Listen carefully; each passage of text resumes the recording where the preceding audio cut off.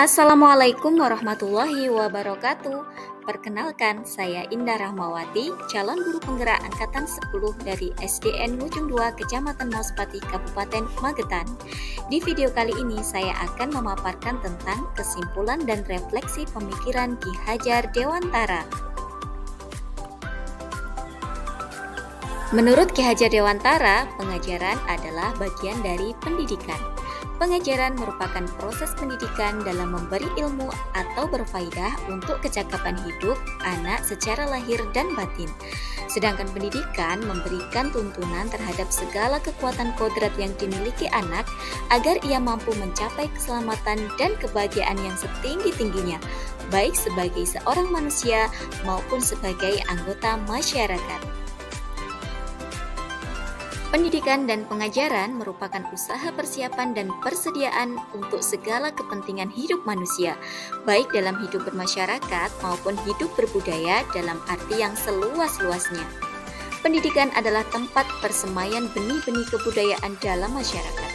Ki Hajar Dewantara memiliki keyakinan bahwa untuk menciptakan manusia Indonesia yang beradab, maka pendidikan menjadi salah satu kunci utama untuk mencapainya.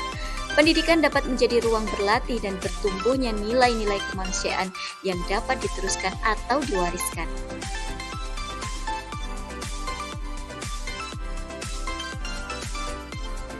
Sebelum saya mempelajari modul 1.1, saya percaya bahwa anak hanyalah selembar kertas putih, di mana guru berkewajiban mengisi lembaran kertas tersebut.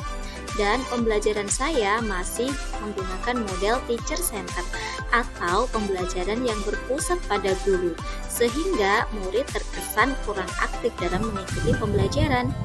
Pembelajaran pun masih berfokus pada aspek kognitif saja, sehingga saya masih merasa gagal ketika murid saya belum mencapai KKM. Ketuntasan dalam penyampaian materi lebih penting daripada memahami karakteristik murid, dan saya masih berfokus meminta siswa menghafal materi tanpa mempedulikan apakah murid saya sudah mampu memahami materi secara menyeluruh. Dan saya pun masih menggunakan kelas sebagai satu-satunya tempat belajar.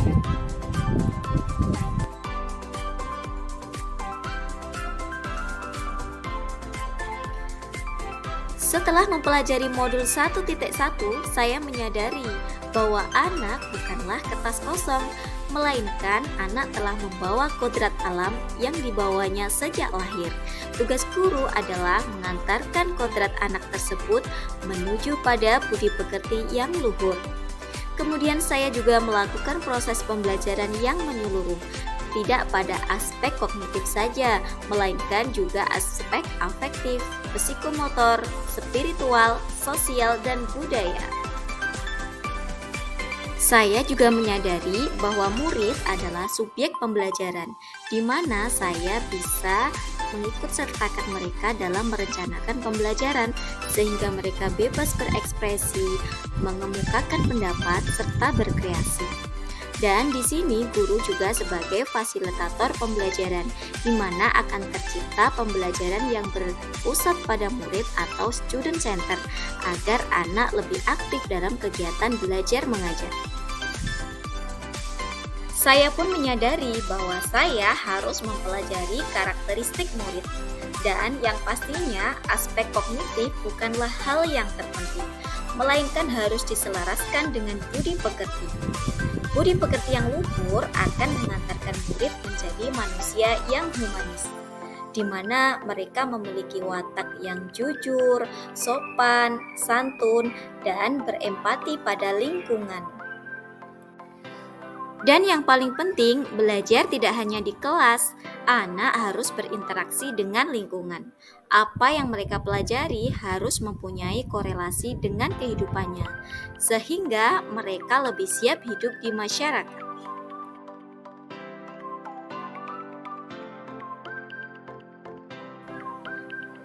Hal yang akan segera saya lakukan adalah dengan menerapkan merdeka belajar, yaitu dengan mengajak peserta didik turut serta dalam perencanaan pembelajaran.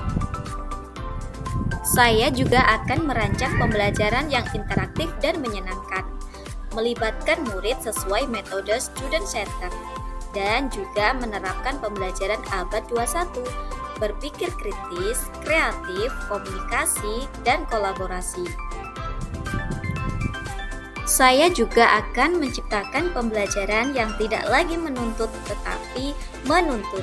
Karena sejatinya tugas guru adalah memberi tuntunan dan berusaha menjadi teladan baik bagi murid, baik dari segi ucapan maupun perbuatan.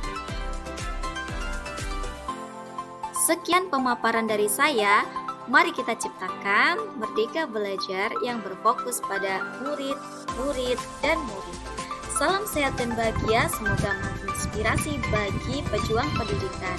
Terima kasih. Wassalamualaikum warahmatullahi wabarakatuh.